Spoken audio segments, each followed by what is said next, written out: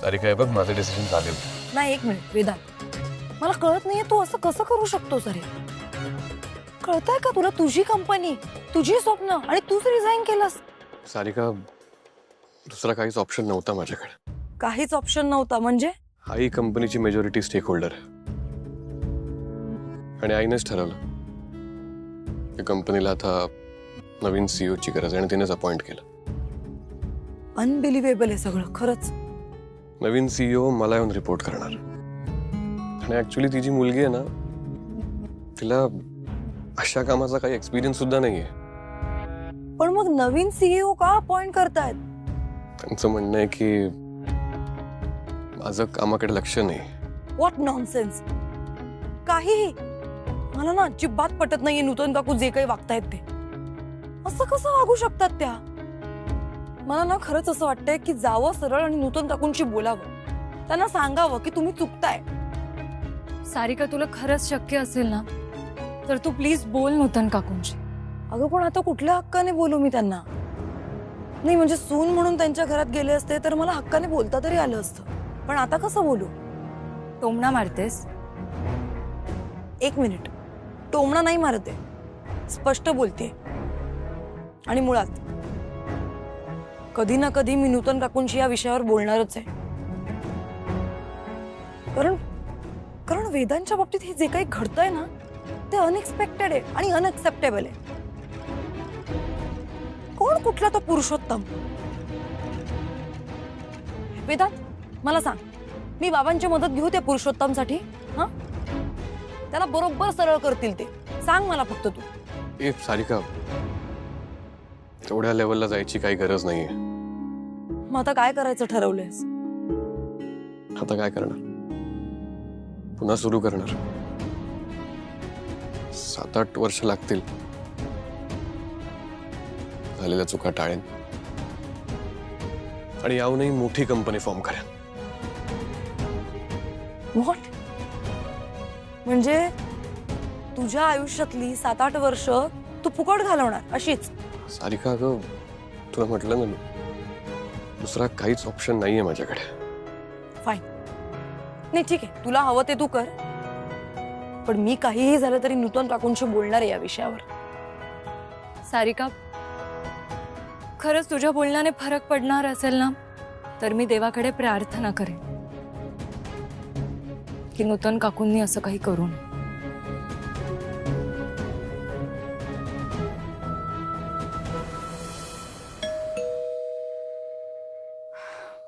मी बघते.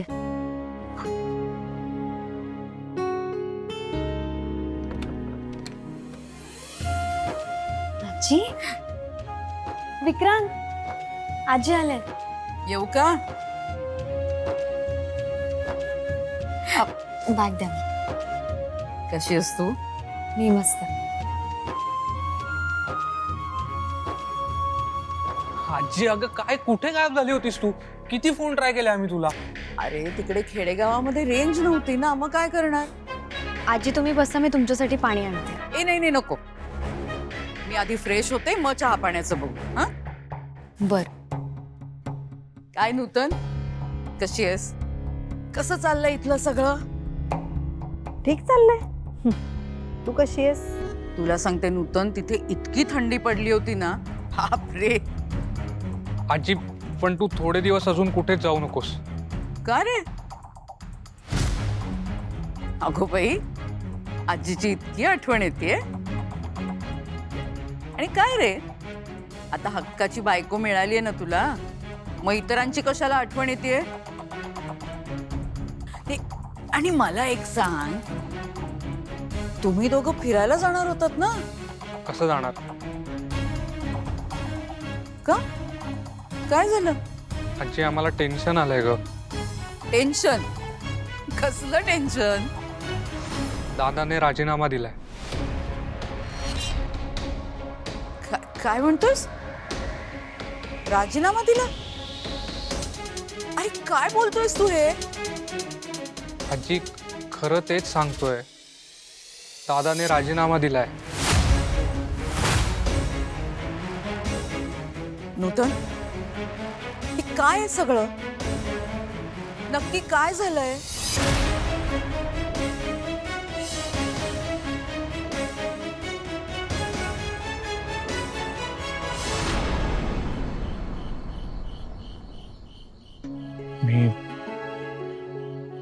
मी माझ्याच कंपनीतून राजीनामा घेतला. ही गोष्ट मला डायजेस्टच होत नाहीये ग. मग आता तू निर्णय बदलायचा विचार करतोस का? नाही, आई जे काही वागली ना त्यानंतर मी हा निर्णय बदलणं मूर्खपणा ठरेल. अमूल्य, तुला माहितीये, आई बोलता बोलता बोलली, वेदांत, मी तुला लहानाचं मोठं केलंय, तुला वाढवलंय, तुझी काळजी घेतली. मग स्वप्नांचं पण तसंच असतं ना. VW इन्फ्रा ही काय फक्त कंपनी नाहीये, हे माझं स्वप्न आहे ना. मी ही कंपनी उभी केली, खूप घाम गाळला, खूप मेहनत घेतली, कंपनी वाढवली. एका लहान बाळासारखी. अमूल्य, मी जन्म दिलाय VW इन्फ्राला, मोठं केलंय, मग हे माझं बाळच झालं ना. आणि आता ही लोक माझं हे बाळ माझ्याकडून हिरावून घेत आहेत. समजू शकते वेदांत, आणि मला हे सुद्धा माहिती आहे की आता ही जखम भरायला खूप वेळ लागेल.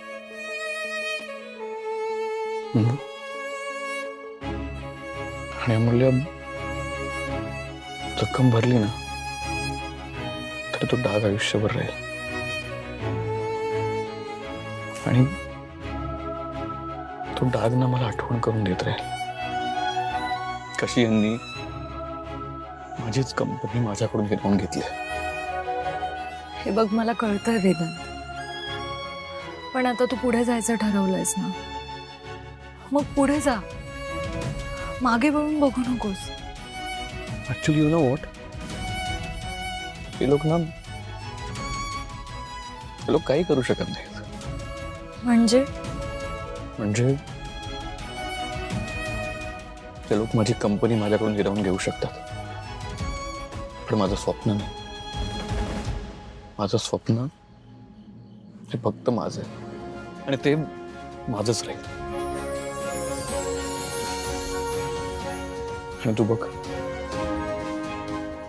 आता मी माझं स्वप्न पूर्ण करण्यासाठी ना वाटेल ते करेन.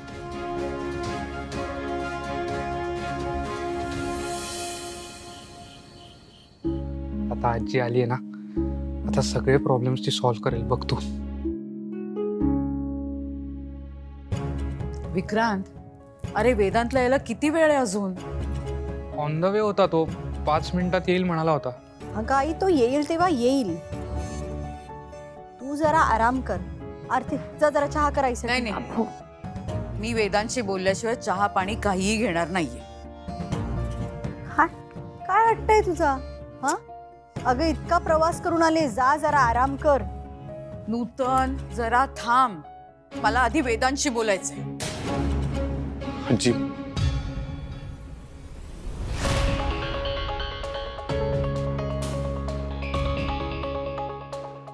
अरे आजी,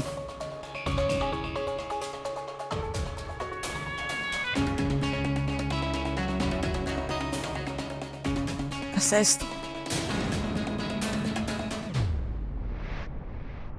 अगं आधी तू सांग, तू कशी आहेस? प्रवास कसा झाला? माझं सोड,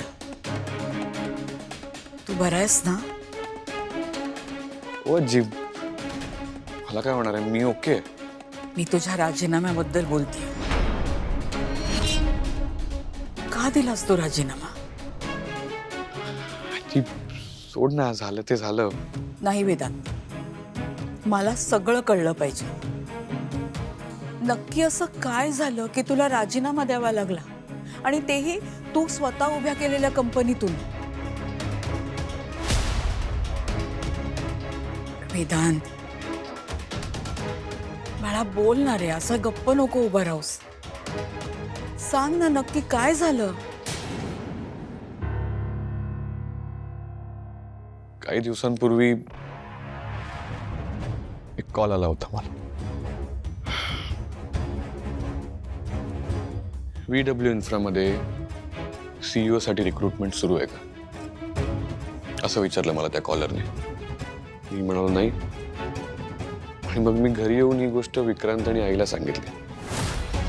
सो त्यावर आई म्हणाली की मलाही काही माहित नाही. सो मला वाटलं कोणाचा तरी गैरसमज झाला असं. पण नाही, गैरसमज माझाच झाला होता. माझ्या पाठीमागे नूतन वानखेडे आणि पुरुषोत्तम गुडपल्लीवार नवीन CEO शोधत होते. इंटरव्ह्यूज घेत होते. मी उभ्या केलेल्या कंपनीतून मलाच दूर केलं गेलं. माझ्याच भल्यासाठी आणि माझ्याच भल्यासाठी नवीन CEO आणला गेला. बोर्ड मीटिंग मध्ये आई आणि पुरुषोत्तम म्हणाले की वेदांत, तू आयुष्याकडे लक्ष दे, आयुष्यात वेळ दे. कामासाठी आम्ही बघू दुसरं कोणीतरी. काय? आणि आजी, आई हे पुरुषोत्तमच्या सांगण्यावरून करते का तिला स्वतःला हे सगळं करायचंय ना हे माहित नाही मला. पण हे सगळं मी आयुष्यात स्टेबल व्हावं म्हणून केलं जाते. असं फालतू कारण दिलं गेलं. मी सेटल व्हावं म्हणून मीच उभी केलेली कंपनी माझ्यापासूनच दूर करतायत. मी घाम गाळला. शून्यातून विश्व निर्माण मी केलं आणि आता कोणीतरी दुसरं येऊन माझी कंपनी हँडल करणार. माझ्याकडे डिसिजन पॉवर्स नाही. मी मीटिंग्स अटेंड करू शकत नाही, बिडिंग करायची नाही. मग काय शोपीस बनवून ऑफिसमध्ये?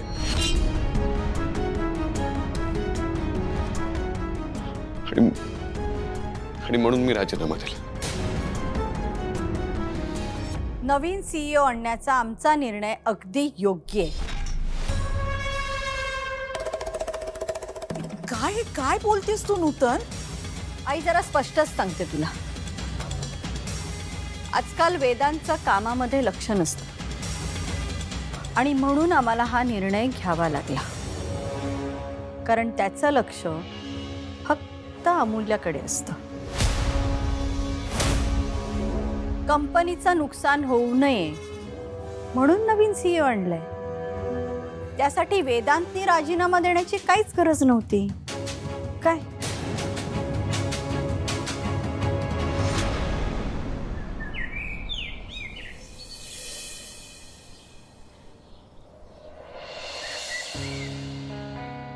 वेदांत कसा नाही आला अजून नाश्त्याला? मी सांगितलंय त्याला, येईल तो. नूतन, काय ठरवलंयस तू? कसलं?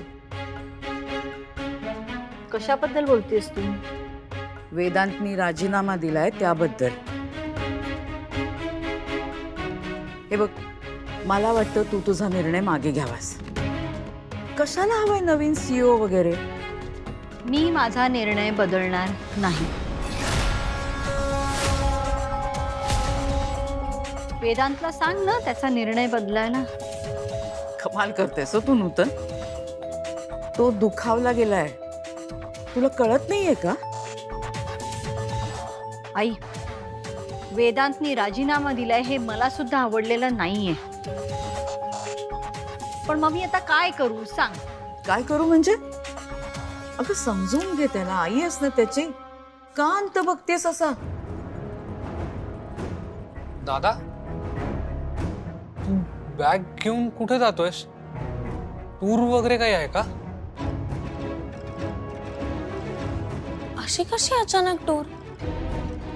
वेदांत काहीच बोलला नाहीयेस तू. वेदांत, कुठे चाललायस तू? मी घर सोडून जातोय.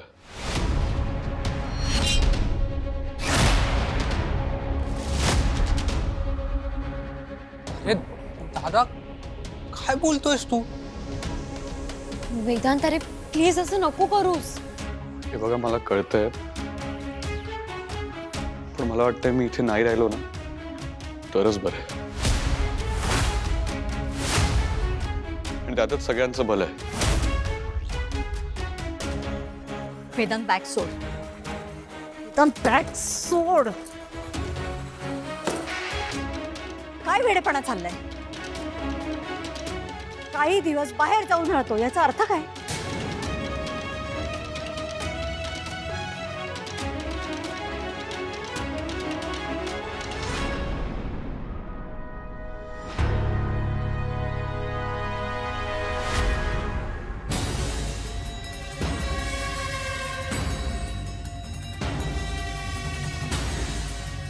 तुला एकदा सांगितलेलं कळत नाहीये का?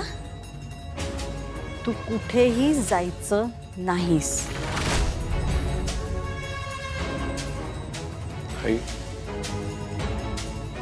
मला वाटतंय मी या घरात न राहणंच योग्य आहे. अरे पण का?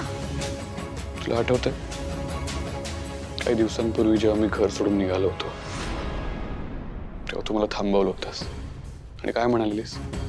वेदांत, मी तुला वाटेल तितकं बोलणार, तुझ्याशी भांडणार, पण तू थांबायचं, कुठेही जायचं नाही. तुझ्या आईला अधिकार आहे आणि मी सुद्धा मान्य केला तो अधिकार. पण आई, तू खोटं बोललीस माझ्याशी.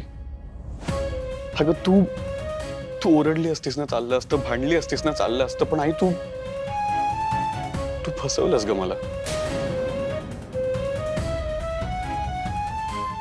तू फसवलंस आणि म्हणून तू तुझे सगळे अधिकार गमावून बसलीस.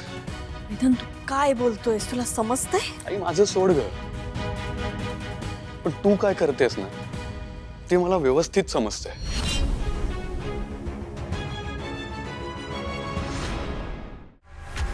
तू आणि तो पुरुषोत्तम, तुम्ही दोघांनी मिळून षडयंत्र रचलंय. मला माझ्याच कंपनीतून बाहेर काढायचं, हो ना?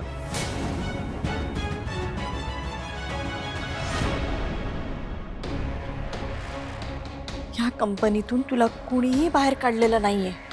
तू स्वतः बाहेर पडलायस. तुला ना जे म्हणायचंय ते म्हण, पण हेच सत्य आहे. हे सगळं तू घडवून आणतेस.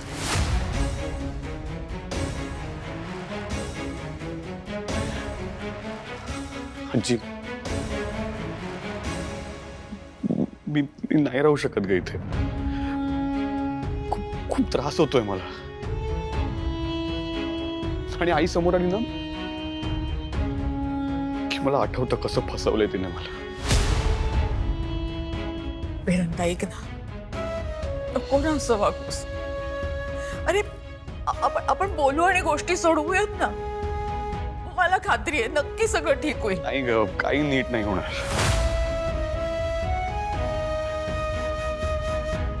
तू पुरुषोत्तम इन्व्हॉल्ड ना आता सगळ्यात. तू काही नीट होऊ नाही देणार. आजी नको थांबवूस तू मला प्लीज.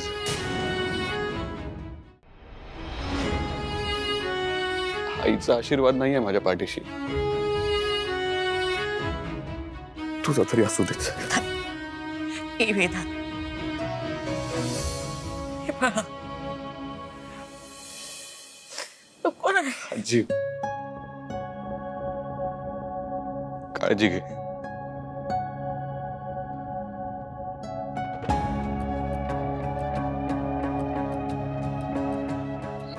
काळजी घे.